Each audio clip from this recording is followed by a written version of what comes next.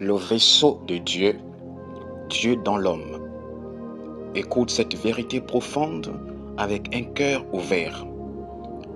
Les écrits historiques, les livres mystiques ou les livres des fils de Dieu, qui est la Bible, nous fait comprendre que au commencement, Dieu créa le ciel et la terre, et après toute la création, il créa l'homme.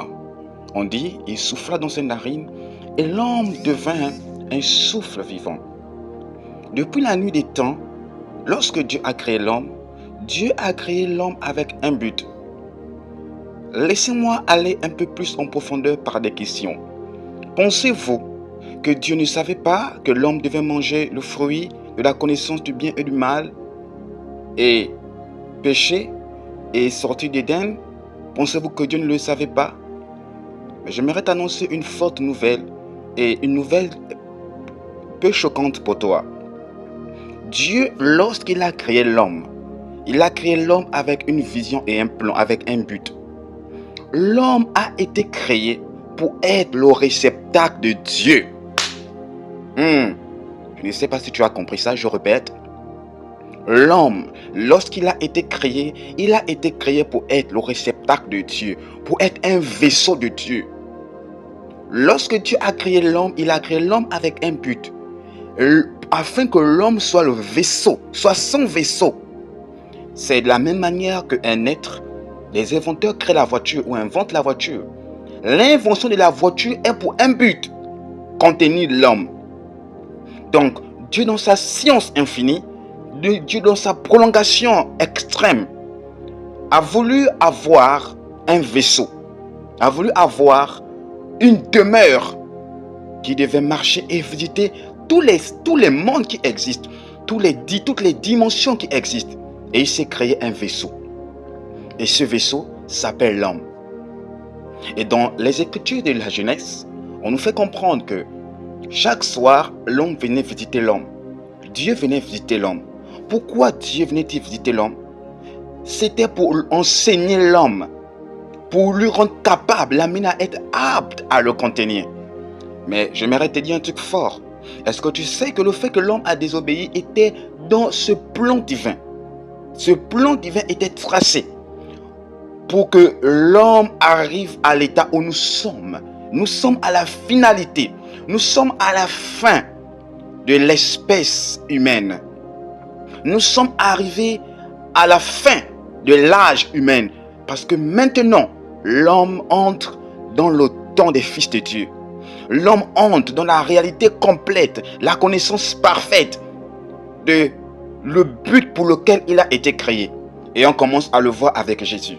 Lorsque Jésus-Christ arrive, Jésus-Christ c'est quoi? C'est Dieu dans le corps. Donc Dieu porte un corps pour venir montrer à tous les êtres humains quel était son plan et son but. Voici pourquoi lorsque les hommes ont commencé à attaquer Jésus, il a dit: n'est-il pas écrit dans votre loi, n'est-il pas écrit dans vos livres historiques, n'est-il pas écrit dans vos livres mystiques que vous êtes tous des dieux et des fils du Très-Haut? Donc lorsqu'il arrive, il commence à révéler aux hommes le plan parfait de Dieu, du Dieu invisible, du Dieu que les êtres humains ne pouvaient pas voir, mais que Jésus-Christ est venu manifester. Donc, lorsque Jésus-Christ arrive, il commence à dire aux hommes que vous êtes les vaisseaux de Dieu.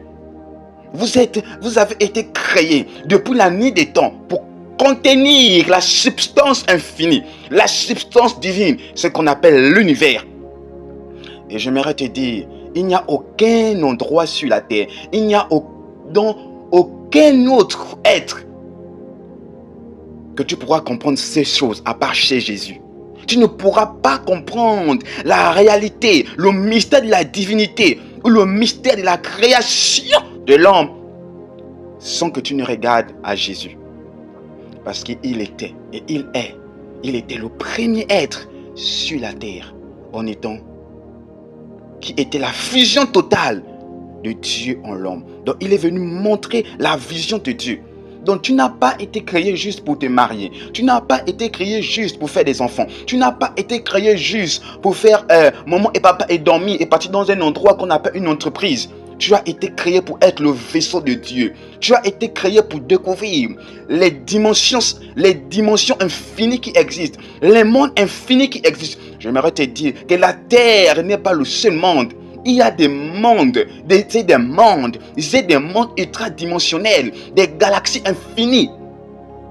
Mais que le Dieu en toi, la substance qu'on appelle Christ en toi, il n'y a qu'elle qui peut l'amener à la découverte.